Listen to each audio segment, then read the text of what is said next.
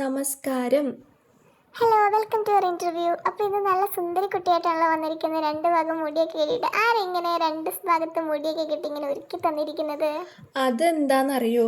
ശരിക്കും പറഞ്ഞാൽ ഞാനിങ്ങനെ അല്ലായിരുന്നു മുടി കെട്ടിയിട്ടുണ്ടായിരുന്നത്. ഞാൻ എല്ലാം കൂടെ ഒന്നിച്ച് പോണിടെയിലായിട്ടാണ് കെട്ടിയത്. പക്ഷേ ഏട്ടായിക്ക് അത് ഇഷ്ടപ്പെട്ടില്ല. രാവിലെ ഒന്നൊരു അടി എനിക്കിവിടെ വെച്ച് തന്നു ഏട്ടായി. എന്ന് വെച്ചാൽ സ്നേഹം കൊണ്ടാ, കെയറിങ് കൊണ്ട്. രാവിലെ ഞാൻ ഏട്ടായി നോക്കിയപ്പോൾ ഞാൻ ഈ ഉടുപ്പൊക്കെ ഇട്ടിട്ട് പുറകിലും പോണിടെയിലൊക്കെ ഇട്ട് വെച്ചേക്കല്ലേ. അപ്പോൾ ഏട്ടായി പറയുന്നത്, ഈ ഉടുപ്പിനെ ഷോളില്ലല്ലോ, സാധാരണ ഈ ഷോളുള്ള ഡ്രസ്സേ ഇടാറുള്ളൂ, ഏട്ടായിക്ക് എപ്പോഴും ഞാൻ ഷോളുള്ള ഡ്രസ്സ് തന്നെ ഇടണം, അല്ലെങ്കിൽ ഏട്ടായിക്ക് ഭയങ്കര കെയറിങ് ആണ്, ഏട്ടായിക്ക് അങ്ങനെ ഷാളില്ലാതെ നീ നടക്കുന്ന ഇഷ്ടമല്ല. അപ്പോൾ ഞാനിങ്ങനെ പോണിട്ടയിൽ കെട്ടി വെച്ചപ്പോൾ ഇതിന് ഷാളില്ലാത്ത ഉടുപ്പാണല്ലോ, ഇതിപ്പോൾ ഇൻ്റർവ്യൂ ഒക്കെ ആയതുകൊണ്ടേ കുറച്ച് മോഡലായിട്ട് ഇരിക്കാമെന്ന് വിചാരിച്ചിട്ടാണ് ഇങ്ങനത്തെ ഉടുപ്പ് മേടിച്ചത്. അപ്പോൾ ഷോളില്ലാത്തതുകൊണ്ട് പക്ഷേ ഇങ്ങനെ കെട്ടിക്കഴിഞ്ഞാൽ എങ്ങനെ, അപ്പോൾ ഏട്ടായി പറഞ്ഞ് രണ്ട് ഭാഗത്തേക്ക് മുടി കെട്ടുകയാണെങ്കിൽ അപ്പോൾ കുഴപ്പമില്ലല്ലോ, ഷാൾ ഇടുന്നതിന് പകരാവുമല്ലോ, അതുകൊണ്ടാണ് ഇങ്ങനെ കെട്ടിയത്. അപ്പോൾ ഏട്ടായി ഈ ജീൻസും ടോപ്പും പോലുള്ള ഡ്രസ്സൊന്നും, ഇങ്ങനത്തെ മോഡേൺ ഡ്രസ്സ് ഒന്നും ഇടാൻ സമ്മതിക്കില്ലേ? ജീൻസോ? ജീൻസും ടോപ്പ് ഇടാനൊക്കെ ഏട്ടായിക്ക് ഒരു പ്രശ്നമില്ല. ഏട്ടായി എങ്ങനെയൊന്നുമില്ല, മോഡേൺ ഡ്രസ്സൊക്കെ ഇടാൻ ഇഷ്ടമാണ്, സമ്മതിക്കുകയൊക്കെ ചെയ്യേ. പക്ഷേങ്കിൽ എന്താണെന്നറിയോ, ഏട്ടായിക്ക് എപ്പോഴും ഷാൾ ഇടണം, അത് നിർബന്ധമാണ്. ഇപ്പോൾ ജീൻസ് ഇടുകയാണെങ്കിലും ആ ടോപ്പിന് മുകളിൽ കൂടെ നമ്മൾ ഷാൾ ഇട്ട് കഴിഞ്ഞാൽ ഏട്ടായി ഓക്കെയാണ്, കുഴപ്പമില്ല. പിന്നെ പൊതുവേ ഏട്ടായിക്ക് ജീൻസിൻ്റെ ടോപ്പ് എന്ന് പറയുന്നത് മുട്ടിന് താഴെ ഇറക്കം വേണം. ഇപ്പോഴത്തെ ഈ ക്രോപ്പ് ടോപ്പില്ല, അത് ഏട്ടായിക്ക് ഒട്ടും ഇഷ്ടമല്ല, ക്രോപ്പ് ടോപ്പ് ഒന്നും ഇടുന്നത്. അപ്പോൾ മുട്ടിന് താഴെ ഇറക്കം വേണം, പിന്നെ ഷാൾ ഇടണം, ഈ രണ്ട് നിബന്ധന മാത്രമേ ഉള്ളൂ. ഏട്ടായിക്ക് ജീൻസ് ഇടുന്നതിനൊന്നും ഒരു പ്രശ്നവുമില്ല. പിന്നെ ഞങ്ങൾ കേരളത്തിന് വെളിയിലൊക്കെ ഞങ്ങൾ പോകുമ്പോൾ ഇറക്കം കുറേ ടോപ്പൊക്കെ ഇട്ടോ, ക്രോപ്പ് ടോപ്പല്ല, അതിടാൻ സമ്മതിക്കില്ല, കുറച്ചുകൂടെ ഇറക്കമുള്ള സാധാരണ ചെറിയ ടോപ്പില്ലേ, ഷോർട്ട് ടോപ്പ് അങ്ങനെ ഇട്ടിട്ടുണ്ട്. പക്ഷെ ഷാളും കൂടെ ഇട്ടിട്ടേ ഇടുകയുള്ളൂ, ഷാള് മസ്റ്റാണ്. കുട്ടിക്ക് ഇപ്പോൾ 18 വയസ്സും ഏട്ടായിക്ക് 32 വയസ്സുമാണല്ലോ. അപ്പം നിങ്ങൾ തമ്മിൽ ഏജ് ഡിഫറൻസ് എപ്പോഴെങ്കിലും ഒരു ബാരിയർ ആയിട്ട് പ്രശ്നമായിട്ട് തോന്നിയിട്ടുണ്ട്? അതുണ്ടല്ലോ, എനിക്ക് 18 വയസ്സല്ലേ ഉള്ളൂ. അപ്പോൾ എനിക്ക് അങ്ങനെ അധികം പക്വതയൊന്നും ആവാറായില്ലല്ലോ, ചെറിയ പ്രായമല്ലേ. അപ്പോൾ ഇപ്പോൾ ഏട്ടായിക്കൊരു 32 വയസ്സെങ്കിലും ഇല്ലെങ്കിൽ ഒരാൾക്കെങ്കിലും പക്വത വേണ്ടേ. ഇപ്പം ഞങ്ങളുടെ ഇടയിൽ ഏട്ടായിക്ക് നല്ല പക്വതയുണ്ട്, 32 വയസ്സുണ്ട്. ആൺപിള്ളേർക്കൊരു 32 വയസ്സൊക്കെ ആയിട്ടല്ലേ പക്വത. ആ ഒരു 30 വയസ്സ് കഴിയാതെ എങ്ങനെയാണ് പക്വത വരുന്നത്. അപ്പോൾ ഇപ്പം എനിക്ക് പക്വത ഇല്ലാത്തതുകൊണ്ട് കൂടെയുള്ള ആൾക്ക് പക്വത വേണമല്ലോ. അപ്പോൾ ഏട്ടായിക്ക് പക്വത ഉള്ളതുകൊണ്ട് ഞങ്ങൾ തമ്മിൽ കുഴപ്പമില്ല, ഏട്ടായി തെറ്റൊക്കെ ഉണ്ടെങ്കിൽ പറഞ്ഞു തരും, അങ്ങനെയൊക്കെ. എനിക്ക് പക്വത ആയിട്ടില്ലല്ലോ, 18 വയസ്സല്ലേ ആയിട്ടുള്ളൂ. അപ്പോൾ അതുകൊണ്ട് ഞങ്ങൾക്ക് ഈ ഏജ് ഡിഫറൻസ് ഒരു പ്രശ്നമായിട്ട് തോന്നിയിട്ടില്ല. എന്നാൽ പിന്നെ മോൾക്ക് മെച്യൂരിറ്റി ആവുന്നവരൊന്ന് വെയിറ്റ് ചെയ്താൽ പോരായിരുന്നു? അയ്യോ, അത് പറ്റില്ല. കാര്യം എനിക്ക് 30 വയസ്സാവാനൊക്കെ വെയിറ്റ് ചെയ്ത് കഴിഞ്ഞാൽ ഏട്ടായിക്ക് അപ്പോൾ എത്ര വയസ്സാവും? ഏട്ടായിക്ക് അപ്പോൾ 44, 45 വയസ്സാവില്ലേ. അപ്പോൾ ഏട്ടായി എത്ര നാൾ കാത്തിരിക്കണം എനിക്ക് വേണ്ടിയിട്ട്. അപ്പോൾ അതുകൊണ്ട് പറ്റില്ല. ഇപ്പോൾ ഏട്ടായിക്ക് ഇപ്പോൾ കല്യാണം കഴിക്കുന്ന പ്രായമായല്ലോ, പിന്നെ 18 വയസ്സായി കഴിഞ്ഞാൽ എനിക്കും ആയല്ലോ, പ്രായമായല്ലോ. അതുകൊണ്ട് ഞങ്ങൾ കല്യാണം കഴിച്ചത്. എനിക്ക് 30 വയസ്സാവുന്നവരെ ഏട്ടായി എന്തോരം നാൾ വെയിറ്റ് ചെയ്യണം. നിങ്ങളുടെ ഈ റിലേഷൻ എത്രാം വയസ്സിലാണ് സ്റ്റാർട്ട് ചെയ്യുന്നത്? ഞങ്ങൾ ശരിക്കും എൻ്റെ 14ാമത്തെ വയസ്സിലാണ് ഏട്ടായി എൻ്റെ അടുത്ത് ഇഷ്ടമാണെന്ന് പറയുന്നത്. അപ്പോൾ ഞാൻ നല്ലോണം ആലോചിച്ചെടുത്ത തീരുമാനമാണ്. പറഞ്ഞ പാടെ ചാടിക്കയറി ഇഷ്ടമാണെന്നും പറഞ്ഞില്ല കേട്ടോ. ഒരു രണ്ട് ദിവസത്തെ സമയം ഞാൻ എടുത്തു. 2 ദിവസം ഫുള്ള് ഞാൻ ചിന്തിച്ചു, നന്നായി ആലോചിച്ചു. അപ്പോൾ ഞാൻ ചേട്ടായിനെ കണ്ട് നല്ല പരിചയമുണ്ട് എനിക്ക്. അപ്പോൾ ഏട്ടായി ഇങ്ങനെ വന്ന് പറഞ്ഞപ്പോൾ ഞാൻ 2 ദിവസം എടുത്ത് കുത്തിയിരുന്ന് ആലോചിച്ച്, 2 ദിവസം ഫുള്ള് ഞാൻ ആലോചിച്ച്. എന്നിട്ട് ഞാൻ നല്ലോണം ആലോചിച്ചെടുത്ത തീരുമാനമാണ്. ഈ വീട് വിട്ട് ഇറങ്ങിപ്പോകുന്നതിനെ പറ്റി എപ്പോഴാണ് ചിന്തിച്ചു തുടങ്ങി? കഴിഞ്ഞ വർഷം ശരിക്കും ഞങ്ങൾ ഇറങ്ങിപ്പോവാം, ഞങ്ങൾ കല്യാണം കഴിക്കാമെന്ന് വിചാരിച്ചതാണ്. പക്ഷേങ്കിൽ 17 വയസ്സല്ലേ ആയിട്ടുണ്ടായിരുന്നുള്ളൂ. അപ്പോൾ ഏട്ടായി പറഞ്ഞു എന്തോ പോക്സോ ആ സാധനം ആണ്. അപ്പോൾ അതുകൊണ്ട് ഏട്ടായിനെ പിന്നെ പോലീസ് പിടിക്കും, അപ്പോൾ 18 വയസ്സാവാമെന്ന് പറഞ്ഞു. അങ്ങനെ ഞാൻ 1 വർഷം കൂടെ ഞങ്ങൾ കഷ്ടപ്പെട്ട് ഞങ്ങൾ വെയിറ്റ് ചെയ്ത്, എൻ്റെ ബർത്ത്ഡേ കഴിഞ്ഞ് അതിൻ്റെ പിറ്റേ ദിവസം ഞങ്ങൾ രജിസ്റ്റർ ചെയ്തു. പിന്നെ അത് കഴിഞ്ഞിട്ട് ഒരാഴ്ച കഴിഞ്ഞിട്ടാണ് ഞങ്ങൾ വീട്ടിൽ നിന്ന് ഇറങ്ങി പോകുന്നത്. ഇത് വീട്ടിലിറങ്ങിയിട്ട് വീട്ടിലെന്തെങ്കിലും പ്രശ്നങ്ങളൊക്കെ ഉണ്ടായിട്ടുണ്ടോ? ഉണ്ടിട്ടുണ്ട്, ഒരുപാട് പ്രശ്നങ്ങൾ ഞങ്ങൾ ഫേസ് ചെയ്തിട്ടുണ്ട്. കാര്യം ഈ ഒളിച്ചോടിൻ്റെ തലേ വർഷം, അതായത് 17 വയസ്സ് ഞങ്ങൾ ഒളിച്ചോടാമെന്നൊക്കെ വിചാരിച്ചിട്ടുണ്ട്, വേണ്ടെന്നൊക്കെ വെച്ച ആ വർഷം ഉണ്ടല്ലോ, ആ വർഷം ഏട്ടായി ഒരു ദിവസം രാത്രി എൻ്റെ വീട്ടിലേക്ക് വന്നിട്ടുണ്ടായിരുന്നു വെറുതെ. ഞങ്ങൾ ഏട്ടായി വെറുതെ രാത്രി കാണാൻ തോന്നിയെന്ന് പറഞ്ഞിട്ട് വീട്ടിലേക്ക് വന്നപ്പോൾ അതിൻ്റെ ചേട്ടൻ കണ്ടു. എൻ്റെ ചേട്ടൻ കണ്ടുപിടിച്ചു. ചേട്ടൻ ഗെയിം കളിച്ചുകൊണ്ടെങ്ങാണ്ട് ഉറങ്ങിയിട്ടുണ്ടായിരുന്നില്ല.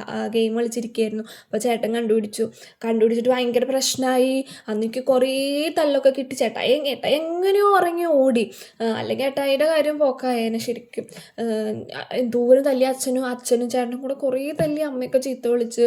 പിന്നെ കുറേ ദിവസം എന്നെ സ്കൂളിലൊന്നും വിടാതെ ഒക്കെ വെച്ചു. പിന്നെ സ്കൂളിൽ നിന്നും ടീച്ചേഴ്സൊക്കെ വിളിച്ച് സംസാരിച്ചിട്ടൊക്കെയാണ് എന്നെ വീണ്ടും സ്കൂളിലേക്ക് വിട്ട് തുടങ്ങിയത് തന്നെ. അങ്ങനെ കുറേ പ്രശ്നങ്ങൾ ഉണ്ടായിട്ടുണ്ട്. വീട്ടുകാരുടെ ഭാഗത്തു നിന്ന് കുറേ പ്രശ്നങ്ങൾ ഉണ്ടായിട്ടുണ്ട്. ഞങ്ങളുടെ ഈ റിലേഷൻ സമ്മതിക്കാതെ, ഞാൻ അല്ലാതെ വെറുതെ ചാടിപ്പോയതൊന്നും അല്ല. വീട്ടുകാർ സമ്മതിക്കാത്തതുകൊണ്ടാണ് ഞങ്ങൾ പോയത്. പുറത്തുനിന്ന് നോക്കുന്ന ഒരാൾ നോക്കുമ്പോൾ ഞങ്ങൾ ഓടിപ്പോയി. പക്ഷെ വീട്ടുകാർ ഒന്നും സമ്മതിക്കുന്നില്ല. അവർ കുറേ വഴക്ക് പറഞ്ഞു. എന്നെ എന്തോരം അടിച്ചെന്ന് അറിയുമോ, എന്നെ ഭയങ്കരമായിട്ട് ഉപദ്രവിച്ചു. മാനസികമായിട്ട് ഭയങ്കരമായിട്ട് ടോർച്ചർ ചെയ്യുകയൊക്കെ ചെയ്ത് കഴിഞ്ഞ് അത്രയും ദിവസം ഞാൻ അത്രയും വർഷങ്ങൾ എങ്ങനെ വീട്ടിൽ നിന്നു എന്ന് എനിക്ക് അറിയുള്ളൂ. അത്രയും ടോർച്ചറിങ് ആയിരുന്നു ഈ ഒരു ഏട്ടായിയുടെ കാര്യം പറഞ്ഞിട്ട്. അവർക്ക് ഏട്ടായിയുടെ പ്രായം വലിയ പ്രശ്നമാണ്. ഏട്ടായിക്ക് ജോലിയില്ല എന്ന് പറയുന്നത് ഒരു പ്രശ്നം. ഏട്ടായിക്ക് ജോലിയൊക്കെ ഉണ്ട്. ഏട്ടായി ഒരു ആഴ്ച 2-3 ദിവസമൊക്കെ ജോലിക്ക് പോകുന്നുണ്ട്. പക്ഷേ ഇവർ പറയുന്നത് ശരിക്കുള്ള ജോലിയില്ല. പിന്നെ ഇത്രയും പ്രായമുണ്ട്. എൻ്റെ ചേട്ടനെക്കാട്ടിലൊക്കെ പ്രായമുണ്ടല്ലോ. അപ്പോൾ ഇത്രയും വലിയ കിളവൻ പോലെ ഒരാളാണ്, ഇത്രയും ചെറിയ കൊച്ചാണെന്നൊക്കെ പറഞ്ഞ് അങ്ങനെ കുറേ പ്രശ്നങ്ങളായിരുന്നു വീട്ടുകാർക്ക്. ഏട്ടായി എങ്ങനെ ആളൊരു കലിപ്പനാണോ? ഏട്ടായി കലിപ്പനാണെന്ന് ചോദിച്ചാൽ ഏട്ടായി നല്ല കലിപ്പനാണ് ശരിക്കും പറഞ്ഞാൽ. എനിക്ക് ഏറ്റവും ഇഷ്ടപ്പെട്ട ഒരു സ്വഭാവം അത് തന്നെയാണ് കേട്ടോ. ഏട്ടായി ഭയങ്കര കലിപ്പ്, ഭയങ്കര മാസമാണ്. നമ്മൾ സിനിമയിലൊക്കെ ഇല്ല ഇങ്ങനെ ഹീറോസിനെയൊക്കെ കാണുന്നത്.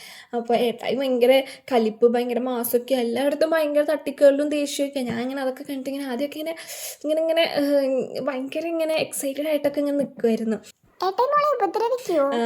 ആ എന്നെ അടിക്കാറുണ്ട് കേട്ടോ. ഇടയ്ക്കൊക്കെ അടിക്കാറുണ്ട്. കാരണം അടിക്കണമല്ലോ, എന്നാലേ നന്നാവുള്ളൂ. പിന്നെ എനിക്ക് 18 വയസ്സല്ലേ ഉള്ളൂ. എനിക്ക് എന്താ അറിയാം. അപ്പോൾ ഏട്ടായി അല്ലേ തിരുത്തി പറഞ്ഞു തരുന്നത്. അപ്പോൾ ഏട്ടായി ഇടയ്ക്ക് അടിക്കുകയൊക്കെ ചെയ്യും. ഇപ്പം ഇന്ന് തന്നെ രാവിലെ ഞാൻ ഈ ഡ്രസ്സ് ഇട്ടപ്പോൾ ആദ്യം മുടി ബാക്കിലേക്ക് കെട്ടിയതിന് ഷോളും ഇല്ലല്ലോ. അപ്പോൾ ബാക്കിലേക്ക് എൻ്റെ ഭാഗത്തെ മിസ്റ്റേക്ക്. കാരണം ഷോളില്ലാത്ത ഡ്രസ്സ് ഇടുമ്പോൾ മുടി ഞാൻ ബാക്കിലേക്ക് കെട്ടി കഴിഞ്ഞാൽ എങ്ങനെ, ഇത് ഫ്രണ്ടിലോട്ട് കെട്ടുകയാണെങ്കിൽ അത് ഷോൾ ഇടുന്നതിന് പകരമായി പൊക്കോളുമല്ലോ. ബാക്കിലോട്ട് കെട്ടി എനിക്ക് വിവരമുണ്ടോ.